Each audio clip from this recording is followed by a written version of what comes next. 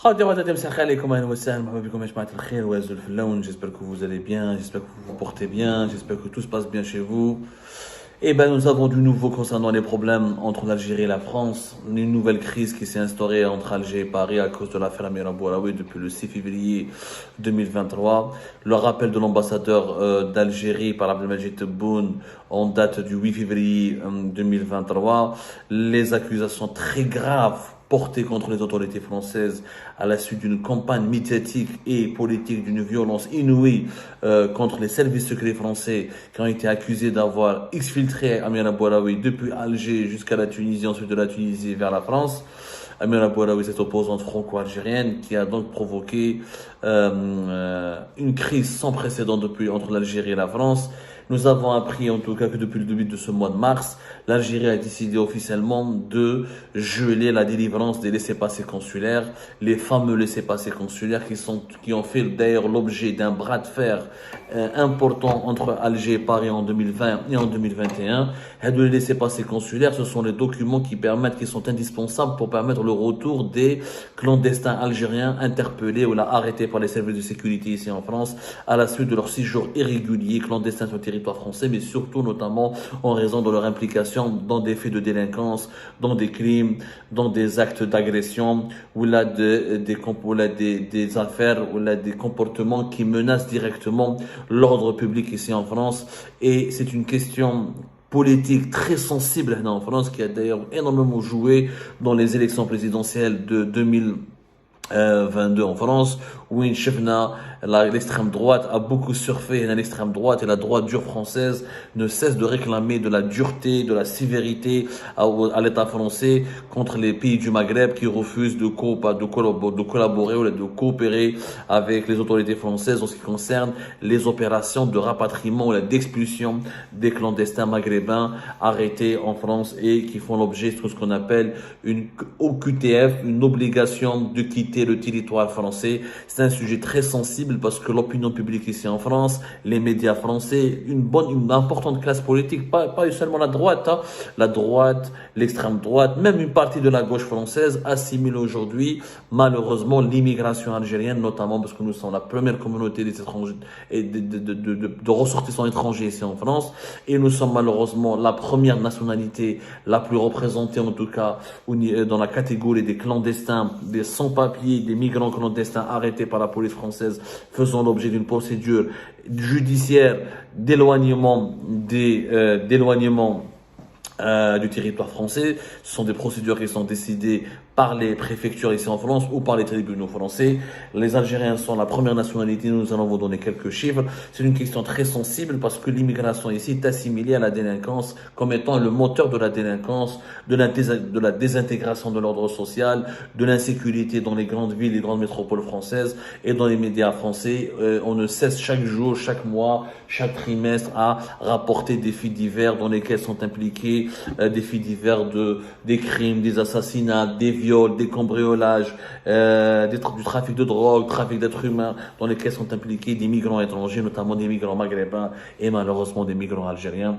Et c'est vrai que nous sommes ici en France tellement nombreux que malheureusement une minorité de délinquants porte tellement préjudice et salisse l'image de la grande communauté algérienne qui est évaluée à pratiquement plus de 5 millions de personnes quand on comptabilise les Algériens établis en France, les Franco-Algériens, les Français d'origine algérienne, les naturalisés, les récemment installés, les descendants de pieds noirs. Il y a au moins, on parle pratiquement de 5 à 6 millions de personnes qui ont une relation directe ou indirecte ici en France avec l'Algérie. Mais bon, c'est une arme fatale qui a été utilisée par le régime algérien. Il faut savoir que pour le régime algérien, encore une fois, comme il l'a fait en 2020, en 2021, où il a zigouillé, il a verrouillé, il a voulu zigouiller les autorités françaises et les dirigeants français en verrouillant totalement la délivrance des laissez-passer consulaires. Ça a plongé la France dans une crise politique interne parce que il y avait trop d'étrangers qui ont été arrêtés et les autorités françaises ne pouvaient plus expulser sans l'accord et sans ces précieux laissez-passer consulaires. Ils étaient donc entassés dans des centres de rétention administrative ici en France. D'autres, ils étaient même en prison. Et ces centres de rétention ou là de détention étaient remplis, étaient bondés Et certains ont été même libérés au bout de 3 4 mois. Dont certains même ont récidivé parce qu'ils ne pouvaient pas être expulsés, ont commis d'autres crimes, d'autres délits, ce qui a énormément énervé l'opinion publique française, ce qui suscite une vague d'indignation générale ici en France.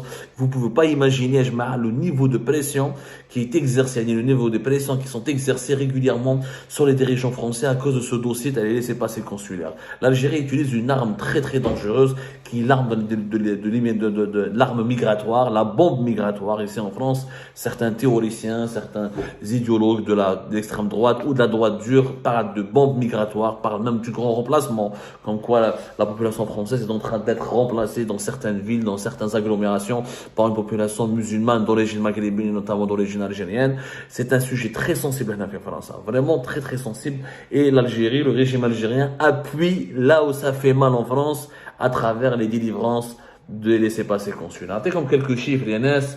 Alors, nous avons pu confirmer au cours de nos investigations qu'effectivement, comme à chaque, ça est automatique. Hein. Les dirigeants algériens, c'est automatique. Dès qu'ils se disputent avec les Français, pas de laissez-passer consulaire. Les Français bloquent les visas, les Algériens bloquent les laissez-passer consulaires. Sauf que, il y a beaucoup d'Algériens en France, donc les visas, il y en a beaucoup qui les demandent. C'est vrai, il y a pratiquement 800 000 Algériens qui demandent chaque année des visas pour aller des visas Schengen. Mais tu as des milliers de clandestins et de migrants qui sont en France, Algériens qui sont en France, et que la France, qui ne sont plus les bienvenus en France, et que la France veut éloigner ou la expulser vers l'Algérie. Et sans la coopération d'Algérie, sans ces laissez-passer consulaires, ces opérations d'expulsion sont tout simplement irréalisables. Alors, les chiffres, là, je m'ai Algérie, pas comme déjà des chiffres importants. On est comme depuis fin 2022, le nombre des clandestins, le nombre des personnes expulsables, jugées expulsables par les autorités françaises, le nombre d'Algériens faisant l'objet d'une obligation de quitter le territoire français, d'une procédure d'éloignement du territoire français, a dépassé la barre des 15 000 migrants algériens. Il y a 15 000 migrants algériens qui sont concernés par des opérations d'expulsion. En 2018 déjà, les Algériens étaient la première nationalité, les premiers étrangers qui arrivent au podium, à la première place des personnes, des migrants irréguliers ou la clandestins qui sont ciblés ou la visés en France par une procédure d'éloignement du territoire français. En 2018, il y avait déjà 13 048 migrants clandestins algériens. Les Algériens ont été la première nationalité. Ils ont dépassé la barre de 10 535 000 migrants algériens concernés par les opérations par une procédure d'expulsion depuis déjà 2017-2016. Et la France, n'a pu expulser que sur les 13 048 en 2018, la France n'a pu expulser jusqu'à 2020 uniquement 1525 migrants. Des fois, ça prend des années pour expulser quelqu'un et elle n'a expulsé que 1625 sur 13 000, c'est-à-dire, il y a 10%, le taux de 10%. C'est-à-dire, la crise politique, la pandémie de la Covid-19, ou les problèmes politiques de 2020 et 2021. Rappelez-vous, entre 2020 et 2021, l'Algérie a rappelé son ambassadeur à maintes reprises. Il y a eu des crises politiques, il y a eu des tensions permanentes. Entre 2020 et 2021, les relations étaient très froides. Il y a eu un processus de réconciliation à partir du deuxième semestre de l'année 2022, notamment après la visite d'Emmanuel Macron à Alger-Oran le 25, 24, 25, 27 août 2022. Et juste au lendemain de cette réconciliation, c'est là où le taux de délivrance des laissez-passer consulaires par l'Algérie au profit de la France a augmenté. Mais entre 2020 et 2021, on estime qu'il était même pas de 5%. Il y a uniquement même pas 5% des demandes françaises ou des demandes exprimées par les préfectures et la justice française ont été satisfaites par les consulats d'Algérie qui sont au nombre de 18 jusqu'à 2022. On a rajouté 2 nouveaux consulats. Nous avons maintenant 20 consulats à travers le nouveau consulat de Melun et le nouveau consulat de Rouen. 20 consulats d'Algérie en France, c'est énorme. C'est le seul pays étranger qui a un réseau consulaire aussi important, un réseau consulaire aussi dense, aussi large, aussi intense en France. Donc, les chiffres à 2019-2018, pour 2021 et 2020, c'est encore pire. Et c'est pour ça que nous avons dépassé la barre des 15 000 migrants, des clandestins algériens qui doivent être expulsés. Nous sommes nettement, il y a beaucoup plus de migrants. L'Algérie nettement mieux représentée, entre guillemets, malheureusement, dans cette catégorie des migrants expulsables que la France veut expulser. Il y a uniquement 8 242 Marocains et 7 512 Tunisiens. Voilà, on retrouve des Érythréens, des Albanais, les Afghans, les Maliens, les Roumains et les Guinéens. Mais là, les Algériens restent la première nationalité des migrants clandestins dont la France veut se débarrasser ou là que la France veut expulser de son territoire. C'est un dossier, je mets très compliqué, très compliqué, et un dossier éminemment politique. Mais vraiment, les LPC, les laissez-passer consulaires, quand un président français arrive à bien négocier, à obtenir un meilleur taux d'obtention, un meilleur taux d'octroi ou un meilleur taux de déblocage, t'as les laissez-passer consulaires, ce président français, on voit que sa cote populaire, elle remonte et que ça a un impact direct sur la délinquance, on ne peut pas le nier, il y a un impact, les études ici en France l'ont prouvé, on aura peut-être l'occasion d'en parler dans des émissions en ramenant les vrais chiffres, les bons chiffres, mais dans certaines grandes villes en France, que ce soit Bordeaux, Paris, Toulouse ou Marseille ou Lille, il y a une relation directe entre malheureusement certains actes de délinquance et l'immigration étrangère, notamment l'immigration maghrébine et algérienne. Souvent des jeunes harragas mineurs, notamment des pickpockets, les jeunes harragas en Espagne, etc. Ils débarquent sur le territoire français, ils n'ont pas où passer la nuit, ils n'ont aucune prise en charge, ils peuvent même pas trouver une situation socio-professionnelle pour s'intégrer et recommencer leur vie. Ils versent malheureusement dans la délinquance, où là ils sont récupérés abusivement par des réseaux criminels qui les utilisent comme de la chair à canon ou là comme des petites mains pour réaliser des vols, des agressions et des cambriolages, etc.